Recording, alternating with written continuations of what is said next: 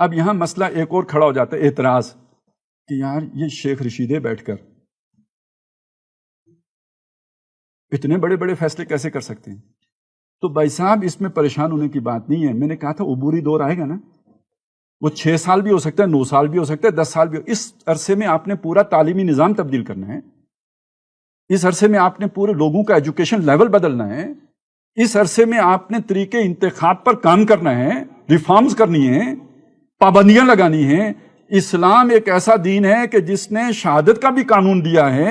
ایک بندہ گواہ بننے کے لیے کھڑا ہوگا عدالت میں سامنے تو اس کا بھی کوئی تزکیہ ہوگا، یعنی اس کا بھی دیکھا جائے، کریٹیک ہوگی اس کے اوپر، اس پر بھی تنقید ہوگی. اس نے کوئی جھوٹا آدمی تو نہیں ہے، کوئی فراڈیا نہیں ہے، پہلے کوئی جھوٹی گواہی تو نہیں دی ہوئی، کسی پہ جھوٹا الزام تو نہیں لگایا ہوا. تو جب ایک آدمی کو نمائندگی کے لیے آپ منتخب کر رہے ہیں تو کیا اس کا کوئی تزکیہ نہیں ہوگا؟ کوئی شرائط نہیں ہوگی. ساری دنیا میں شرائط ہیں یا نہیں؟ یعنی آج کی دنیا جہاں پہ بعض چیزیں لوگوں نے مطلب یہ بے حیائی تو ان کے یہاں کوئی بری بات ہی نہیں، لیکن عوامی نمائندہ اگر کسی ایسی شے میں ملوث ہو تو اسے حق نمائندگی اس سے چھین لیا جاتا ہے.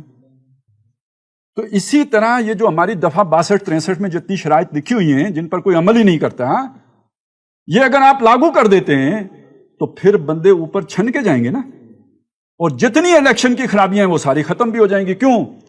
جب آپ کا ایک ایسا ادارہ موجود ہے جو ادارہ ایک بندے کو خوب چھان پھٹک کرنے کے بعد نمائندگی کرنے کا حق دیتا ہے، اس سے پہلے دیتا ہی نہیں، پھر کسی اور کو اس کی پرسنل کریکٹر اسیسینیشن کرنے کی اجازت نہیں دی جا سکتی. یہ جو جلسوں جلوسوں میں ہوتا ہے، پھر اگر کوئی کسی پر ایسا الزام لگائے گا جبکہ ایک فورم موجود ہے جہاں پہ جا کے الزام لگانا چاہیے، تو پھر اس کی اپنی جو ہے وہ ساکت ہو جانا چاہیے حق حکمران یا حق نمائندگی. میں نے صرف یہ مثال اس لیے دی ہے، اس الیکشن کو اس الیکشن پہ قیاس نہ کریں جو آج گند مچا ہوا ہے. یہ اور چیز ہے، وہ بالکل اور شے. لیکن عوام کی یا عامت المسلمین کی رائے کے بغیر خلیفہ نہیں بن سکتا، تو رائے لینے کا طریقہ اس کے سوا کچھ نہیں ہو سکتا. اور اگر آپ یہ نہیں کریں گے تو ایک فاشسٹ اسٹیٹ تو بن سکیں گے.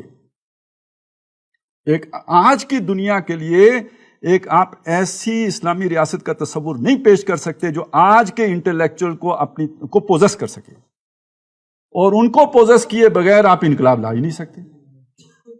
چند دیوانے بیٹھ کے کسی گھر میں یہ خواب دیکھ سکتے ہیں کہ خلافت آئی جے آئی،